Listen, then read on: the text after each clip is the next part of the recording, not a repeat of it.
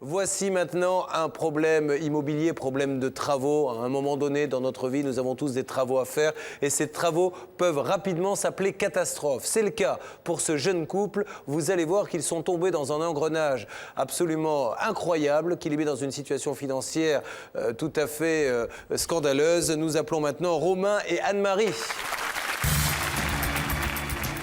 Début 2003, Romain Letz et sa femme décident d'entreprendre des travaux d'agrandissement. Montant des travaux, 96 000 €. Mais à ce jour, les travaux ne sont toujours pas terminés. Anne-Marie, Romain, bonsoir. Bienvenue sur le plateau de Sans aucun doute à tous les deux. Nous allons voir un reportage, donner des coups de fil pour que nos téléspectateurs comprennent bien ce qui vous arrive. Là, comme je le disais, c'est vraiment un engrenage. C'est spectaculaire. Hein. Absolument. Comment vous vivez ça, vous ? Eh bien, on le vit mal, surtout pour nos deux enfants. Donc, on a envie de résoudre cette situation au plus vite, surtout pour rétablir cette situation précaire de logement dans laquelle nous sommes. Quelle situation précaire ? Eh bien, nous sommes obligés depuis le mois de janvier d'habiter un premier appartement, puis un deuxième, un troisième, un quatrième, et de trouver des locations précaires saisonnières parce que nous habitons la Côte d'Azur. Parce que vous ne pouvez pas habiter chez vous ? Parce que nous ne pouvons pas habiter notre maison. Et tout ça, madame, parce qu'encore une fois, vous avez fait confiance à un homme qui vous a dit « vous allez voir, tout va bien se passer ». Et malheureusement, faire confiance aujourd'hui, ça peut coûter cher. Hein. On a fait trop confiance, effectivement, et aujourd'hui, on en paye le prix et c'est vrai que c'est très très dur. Et les enfants, ils le vivent comment, là, tous ces déménagements tout... On a essayé de les épargner au mieux, mais ça commence à peser maintenant, de changer de maison trop souvent. Là, ça fait à peu près 5 appartements différents en 6 mois, ça fait beaucoup. Ouais. Vous êtes en location, hein, on le rappelle. Oui. Quel âge ont les enfants ?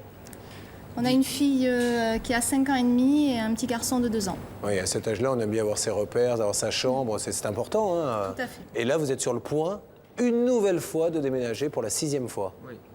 Alors, que se passe-t-il exactement dans cette affaire de travaux ? L'enquête est menée pour sans aucun doute par Sylvain Meyer. Une petite maison de famille, et pour moi, elle a énormément de valeur et elle représente beaucoup de choses. On a eu envie d'agrandir pour avoir 3 chambres.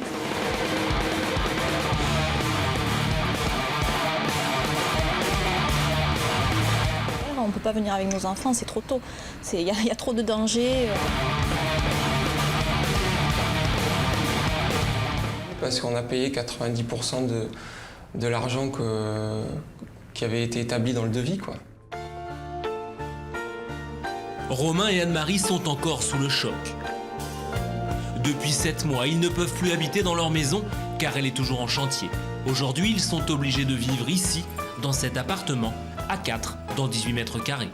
Les enfants auraient besoin et envie d'avoir un peu plus d'espace, de jouer dehors. Ça y est, il fait bon et voilà, quoi, on est un peu confinés à 4 dans la même pièce. Donc voilà, c'est pas tous les jours facile, mais bon.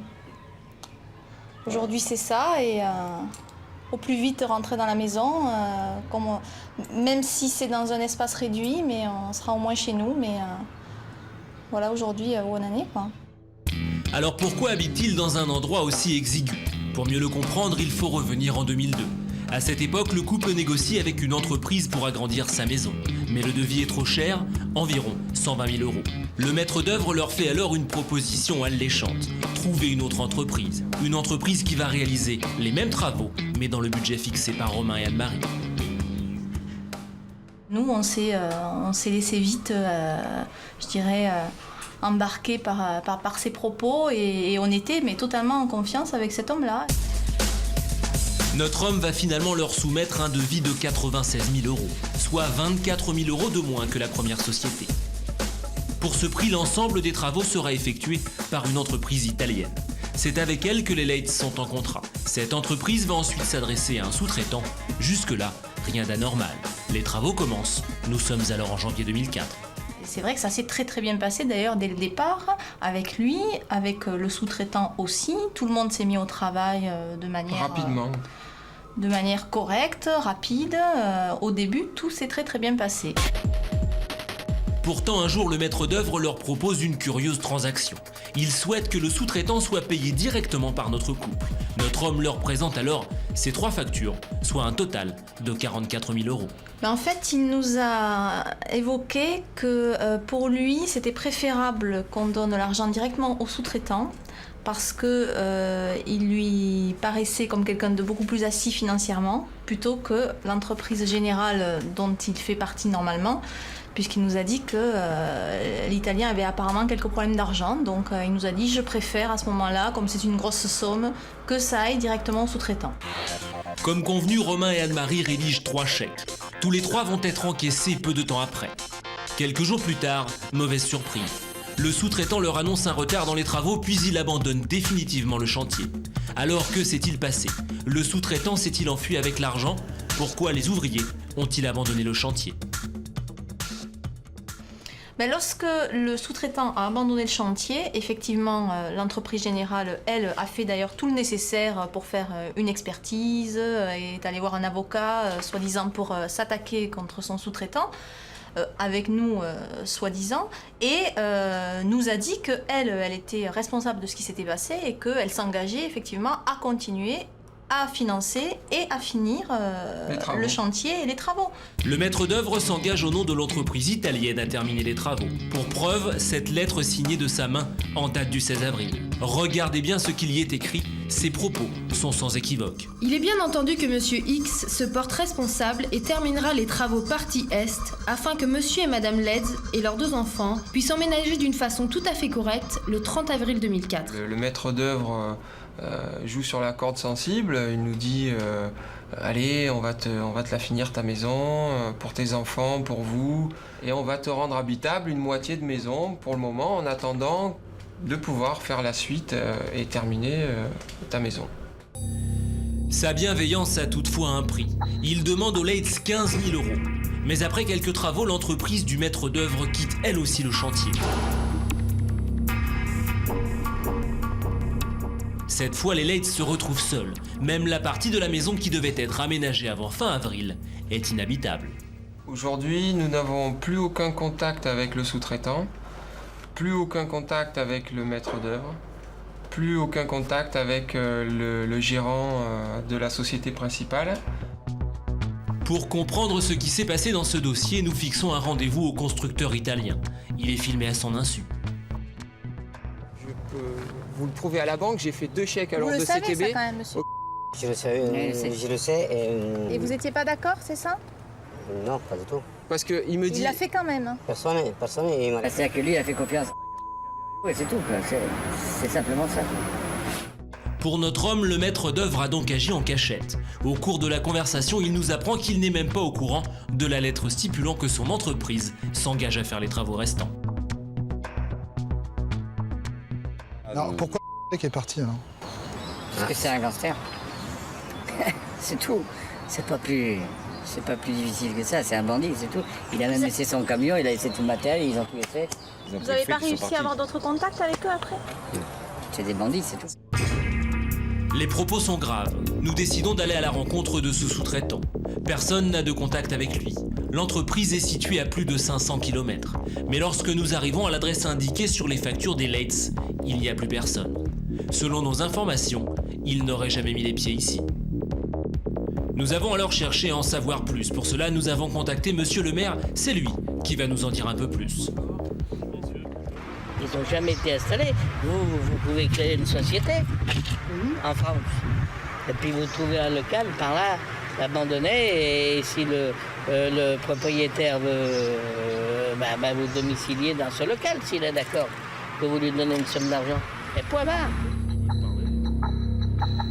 Notre enquête semble tourner en rond. Pourtant, alors que nous discutons avec Monsieur le maire, celui-ci s'interrompt soudain. À quelques mètres de là, une voiture traverse la place du village. C'est qui arrive là. Tiens, le voilà qui arrive. C'est vrai? Ouais. C'est lui. Ouais, voilà. Au volant, le sous-traitant. Il regagne son entreprise. L'occasion est trop belle. On va vous voir à propos de Monsieur Letz, c'est dans le sud de la France. Sans autre commentaire. Vous permettez? Non, monsieur, mais je vous demande des explications. Mais donnez-moi des explications. Si vous n'avez rien à vous reprocher, dites-moi. Monsieur, donnez-moi des explications. À l'évidence, notre homme ne souhaite pas répondre à nos questions. Nous aurions pourtant aimé savoir quelles raisons ont poussé ces ouvriers à quitter le chantier. De retour chez Romain et Anne-Marie, nous leur proposons alors d'appeler le maître d'œuvre. Il a fait plus de travail que ce que tu lui as donné, mais c'est pas de ta faute du tout. toi, en tout, tu as un trou de 45 ou voire plus 1000 euros. Toi, tout de suite. Mais c'est de ta faute, tout ça. Le trou que j'ai, comme tu dis, de 45 000 euros, c'est de ta faute. Non, attends. Non. C'est toi qui m'as demandé de changer l'ordre. Je t'avais fait des chèques au nom de à l'ordre de et c'est toi qui m'as demandé de changer les chèques. Oui, c'est moi qui te l'ai demandé. Je reconnais vraiment tout à fait parce que tu étais content, moi j'étais content. Pourquoi Un maître d'œuvre trahi par son ami. Un sous-traitant qui empoche 44 000 euros et une entreprise italienne qui se dit victime. Voici la situation ubuesque dans laquelle se trouvent Romain et Anne-Marie. Et pourtant, ils ont payé près de 90% du devis initial de leur maison. Mais il y a pire encore. Dans quelques semaines, ils vont devoir quitter leur petit studio. Les vacances arrivent, leur loyer va augmenter. Il va passer de 800 à 2800 euros par mois. Une augmentation qu'ils ne peuvent assumer. Alors, ils vont réintégrer leur maison. Une maison en ruine, sans eau, ni électricité, et dotée d'une seule chambre. Moi, j'ai en face de moi 3 personnes. Trois personnes qui se sont engagées au départ et qui n'ont pas d'honneur, qui n'ont pas de fierté, qui n'ont pas d'honneur, qui n'ont rien du tout de tout ça. Pour moi, c'est même pas des hommes, quoi. L'enquête est signée Sylvain Meyer, donc vous avez bien compris que ce jeune couple a fait appel à un maître d'œuvre. Visiblement, vous aviez de bonnes relations avec lui. Ce maître d'œuvre leur dit, bien, je vais m'occuper de votre maison. Pour cela, je vais passer par une société. Et cette même société va elle-même passer par une troisième société. Donc la dernière en bout de chaîne, abandonne les travaux dans un premier temps. Donc le maître d'œuvre dit, bon ben, il le reconnaît d'ailleurs noir sur blanc sur une lettre. C'est vrai, il y a un problème, j'assume, c'est à moi de réparer ce problème. Donc je vais demander à la première société de continuer les travaux. Et elle-même a disparu, ce qui fait qu'il n'y a plus personne maintenant. Vous n'avez plus d'interlocuteur. Comment vous réagissez, monsieur, puisque vous avez l'air d'avoir de bonnes relations avec lui, quand ce maître d'œuvre vous dit « non, moi je ne suis pas responsable », alors que c'est lui qui a choisi tout le monde? J'ai la haine, comme on dit, hein, parce que c'est quand même lui qui nous a tout proposé depuis le départ. C'est lui qui a monté toute l'affaire, c'est avec lui que... C'est à lui qu'on a fait confiance, quoi. Pour moi, il a abusé de notre confiance, mais totalement. Et on se retrouve en fait aujourd'hui, voilà, on n'a plus personne en face. Quand on lui téléphone, il dit qu'il est toujours disponible, qu'on peut toujours l'appeler, qu'il peut toujours se passer quelque chose avec lui. Mais en attendant, au moment où on avait besoin de lui, il n'était pas là. Et quand moi, je lui ai demandé, alors, fais quelque chose pour nous pour qu'on habite cette maison, et il nous demandait une semaine de plus. Madame, ça doit vous faire peur quand vous voyez dans ce reportage l'un des commentaires faits par un des responsables de la société qui dit c'est un bandit, il emploie des mots forts, ce qui veut dire que là vous êtes tombé sur des gens, visiblement, d'après ce que dit ce monsieur. Hein. Mais ça paraît très très compliqué parce que c'est vrai qu'il s'est passé beaucoup de choses et effectivement, nous, notre seul interlocuteur, c'était lui, c'était ce maître d'œuvre, qui, lui, a instauré un climat amical, parce qu'en fait, au départ, on ne le connaissait pas plus que ça. Hein. Mais c'est vrai qu'il a vraiment su nous convaincre de lui faire confiance. C'est ce qu'on a fait. Et, dans votre enquête, vous, monsieur, il y a un lien entre la première société, la deuxième société, le maître d'œuvre. Vous pensez que tous ces gens-là sont de mèche ou pas du tout? Je n'en sais rien. Ce que je sais, c'est que le maître d'œuvre, il connaissait bien le sous-traitant. Il le connaissait bien puisqu'il m'a dit lui-même, j'ai passé le jour de l'an avec lui, il a mangé à la maison, etc. Tu peux faire confiance. Ce monsieur que l'on a vu dans la caméra cachée, qui a claqué celui-là qui claque la porte et qui ne veut surtout pas parler de ce problème. Voilà. Bien. Et si l'affaire s'arrête maintenant, donc vous avez une perte sèche de combien, monsieur? S'il fallait refaire des travaux avec une autre entreprise, vous auriez perdu combien à ce jour? Je pense qu'on aurait perdu environ 40 000 euros. Oui. 40 000 euros. C'est énorme. Alors évidemment, je vous pose la question, qu'attendez-vous aujourd'hui de cette émission sans aucun doute? Aujourd'hui, on est dans une situation d'urgence, c'est-à-dire qu'on voudrait au moins qu'ils réintègrent le chantier pour nous finir au moins la partie gros œuvre. Donc ce qu'on attend, c'est qu'effectivement, peut-être ça puisse faire activer les choses pour qu'ils puissent se décider enfin à réintervenir.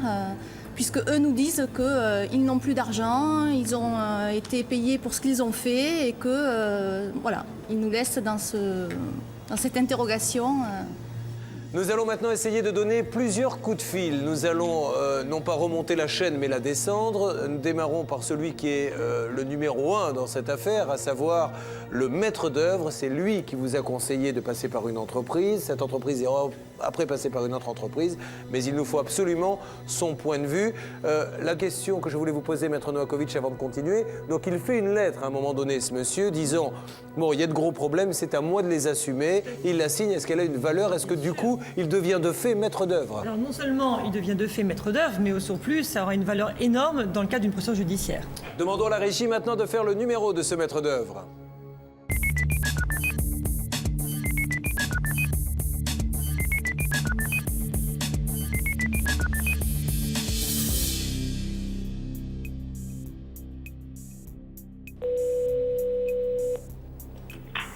Bonjour, je suis la voix du répondeur. Je ne peux pas faire grand-chose pour vous, sauf vous demander votre nom et vos coordonnées. Bien, comme vous pouvez le constater, il s'agit d'un répondeur. Nous appelons maintenant la première société donc, à entrer en action, celle qui a contacté le maître d'œuvre. C'est parti, la régie fait le numéro.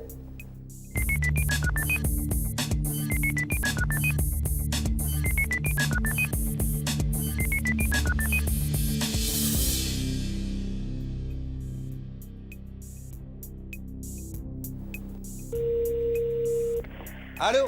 Oui. Oui, bonjour monsieur. Je suis Julien Courbet de l'émission Sans aucun doute sur TF1. Nous essayons d'aider Romain et Anne-Marie Letz, qui, vous le savez, se retrouvent dans une véritable galère avec la construction, ou en tout cas la rénovation de leur maison dont s'occupe votre société. Oui. Alors, que se passe-t-il, monsieur? Comment se fait-il qu'aujourd'hui, ils se retrouvent seuls au monde et que personne ne finisse leurs travaux?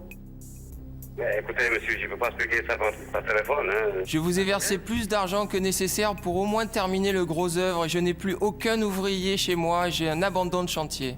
Et vous avez envoyé une lettre, monsieur, je l'ai sous les yeux. Il est bien entendu que notre société, dont vous êtes le gérant, se porte responsable et terminera les travaux partie Est, afin que Madame Leitz et leurs 2 enfants puissent emménager d'une façon tout à fait correcte le 30 avril 2004. Alors, monsieur, on ne peut pas les laisser comme ça. À un moment donné, monsieur, soit vous êtes une entreprise sérieuse et vous trouvez la solution, que vous-même, monsieur, vous vous soyez fait avoir par le sous-traitant, je veux bien l'admettre, mais vous êtes un professionnel, vous avez des clients, ils ont payé, ils sont de bonne foi. Maintenant, il faut trouver une solution, monsieur. Écoutez, moi je vais réfléchir qu'est-ce qu'on peut faire. Oui, monsieur, attendez, je vous passe votre client qui a payé. Vous devez prendre vos responsabilités. On ne va pas vous courir après comme ça indéfiniment. Donc aujourd'hui, on met peut-être un peu plus de moyens pour vous avoir au téléphone, mais là maintenant, il faut vraiment que vous preniez une décision. Ça suffit maintenant. Voilà, il faut penser à nos enfants. On a un petit garçon de 2 ans qui s'appelle Victor. On a une grande fille de 5 ans qui s'appelle Emma et qui a envie de rentrer chez elle, qui veut pouvoir refaire des fêtes chez elle avec ses amis, ses copines. Et on a un petit garçon qui a envie aussi de rentrer chez lui aujourd'hui. Monsieur, dans les règles du commerce, ce n'est pas au client d'assumer les erreurs du professionnel, c'est au professionnel de les assurer. Si vous avez choisi un mauvais sous-traitant, ce n'est pas leur faute, monsieur. Quitte à vous retourner contre lui après, vous ne pouvez pas les pénaliser. Maître Michel. Oui, je voudrais simplement vous dire une chose, monsieur. À partir du moment où il y a eu un devis, où on est à l'intérieur du devis, où il a été payé quasiment en totalité, ce qui n'est pas normal, et vous le savez, vous n'aviez pas le droit d'encaisser la quasi-totalité du chantier lorsqu'il n'était pas terminé. À partir du moment également où vous avez choisi un sous-traitant, vous vous débrouillez avec lui, mais vous avez l'obligation, parce que vous avez touché l'argent, de terminer le chantier, parce que monsieur, si vous ne terminez pas le chantier, non seulement vous êtes responsable, votre société, mais vous êtes responsable à titre personnel, vous avez encaissé de l'argent sans fournir aucune prestation équivalente. Bon, monsieur, je vous passe quelqu'un maintenant. On coupe, allez-y Bernard.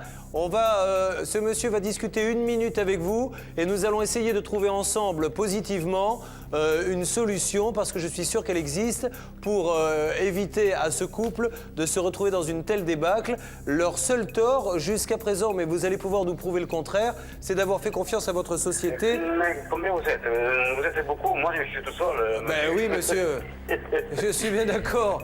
Mais voilà, alors je vous écoute. Qu'est-ce que vous pouvez... Je vais vous passer quelqu'un dans 1 seconde, mais qu'est-ce que vous pouvez essayer de faire rapidement?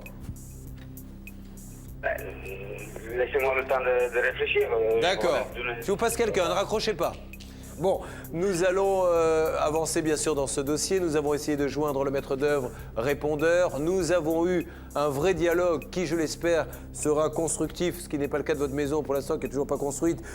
Et nous aurons une solution, j'espère, d'ici la fin de la journée. Reste maintenant à avoir le sous-traitant, ce monsieur qui, dans le reportage, claque la porte au nez à notre journaliste car il ne veut pas répondre à ces questions. La régie fait le numéro. Nous réussissons à joindre le sous-traitant, mais le dialogue est de très courte durée. J'aimerais résoudre cette affaire en direct, donc j'aimerais que M. Letz me contacte en direct. Bon, alors, je suis d'accord, monsieur. Est-ce qu'il peut vous contacter maintenant en direct? Absolument. Bon, eh bien, il le fait tout de suite, monsieur. Je compte sur vous pour lui réserver le meilleur accueil dans les secondes qui viennent. Merci, monsieur. À tout de suite, il vous appelle. Ok. Voilà, au moins, c'est clair. Donc, vous allez, dès maintenant, aller avec votre épouse, si vous le souhaitez, lui téléphoner. On organise ça et dans quelques instants, nous allons savoir ce qu'il vous propose. Soyez ferme sur vos demandes et nous sommes là pour vous accompagner.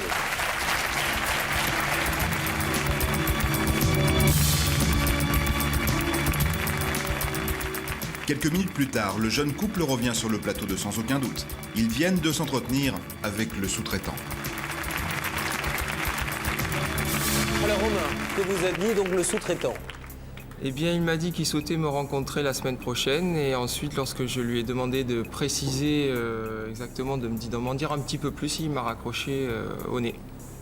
Et ça s'est arrêté comme ça? Oui. Et donc il n'y a même pas de date qui a été de rendez-vous? Non, non. Là, ce monsieur, visiblement, a l'air de se défiler un petit peu. Alors peut-être, on va essayer de redonner un coup de fil maintenant. Je pense qu'il ne va plus répondre à nos sollicitations, mais ça ne nous coûte rien. On fera revenir Bernard Sabat par la suite, mais essayons de rappeler une nouvelle fois ce monsieur. C'est parti, la régie fait le numéro.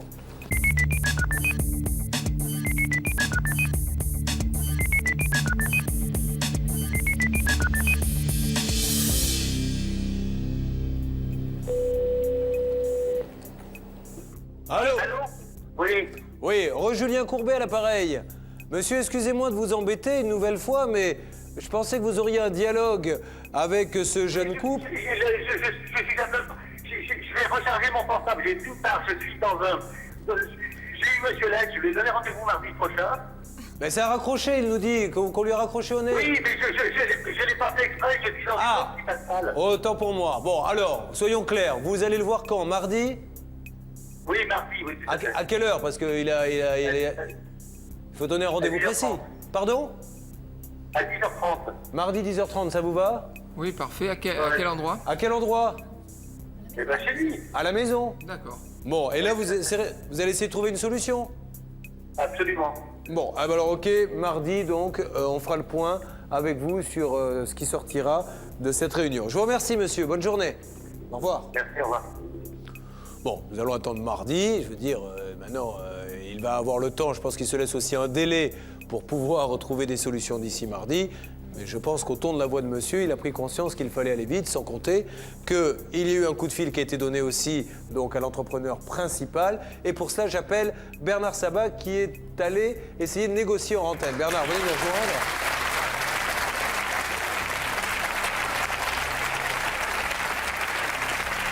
Alors Bernard, vous avez parlé avec ce monsieur italien? Oui, je crois qu'il n'imaginait pas. D'abord, je crois qu'il avait complètement occulté cette fameuse lettre que vous lui avez lue. Hein, je crois où on détermine sa responsabilité et l'engagement qu'il avait pris vis-à-vis de cette famille. Donc, il m'a demandé du temps et il nous propose un rendez-vous donc vers 17h pour nous. Il est quasiment midi. Voilà. Donc à 17h, nous pourrons l'appeler. On pourra l'appeler. Bon. Il essaiera de donner sa position. Je pense qu'il va appeler les autres différents corps de métier, mais je pense qu'il va peut-être se mettre en face de ses responsabilités. Au moins, il a pris conscience que cette lettre existait. Il l'avait occultée. Comme convenu en fin d'après-midi, nous rappelons l'entrepreneur pour connaître enfin sa décision.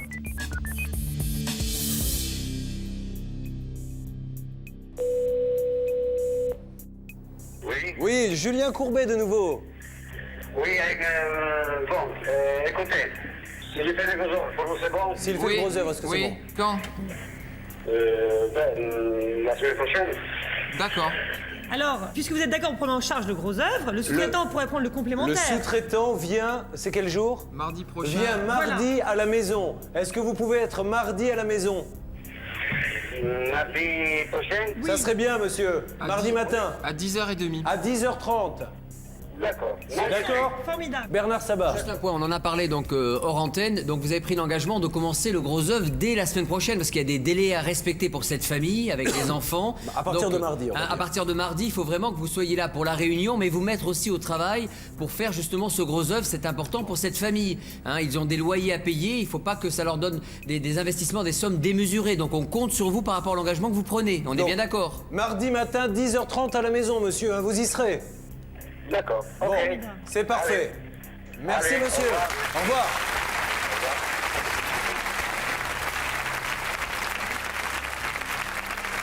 Bon, je crois qu'on a fait de belles avancées. On a un sous-traitant qui ne voulait plus du tout parler, qui va venir mardi matin à 10h30. On a ce monsieur qui va venir. Nous serons là, bien évidemment, pour acter tout ce qui sera dit. Et vous n'aurez pas la totalité. Hein. Là, je crois qu'il faut être clair. La maison, ils ne vont pas vous la finir. Il faut maintenant, malheureusement, faire une croix là-dessus. Mais vous, ce que vous voulez, c'est le gros œuvre. Et on va faire en sorte d'obtenir qu'il y ait un petit peu plus que ce qu'ils proposent. À deux, ils doivent bien pouvoir faire la toiture, les murs et déblayer le gravat. Pour les finitions, vous le savez, mais ça, vous en aviez fait votre deuil. Vous serez obligé de vous débrouiller un petit peu vous-même. Maître Fellono, là, on n'est pas dans la construction, on est dans la rénovation, mais c'est un petit peu toujours pareil. Qu'est-ce qu'il faut exiger du maître d'œuvre pour être couvert complètement s'il y a un pépin? Une fois encore, un maître d'œuvre doit être un vrai maître d'œuvre. Et qu'est-ce que c'est qu'un véritable maître d'œuvre? D'abord, par définition, c'est un architecte, parce que c'est une profession qui est réglementée. Et pour obtenir un permis de construire, il faut être architecte. Ce n'est pas le cas ici, alors que la personne qui s'intitule maître d'œuvre s'est arrangée pour faire signer les plans par un architecte diplômé, de façon à conserver elle-même le reste du chantier. Merci Nathalie. Eh bien, écoutez, on vous raccompagne. Merci beaucoup.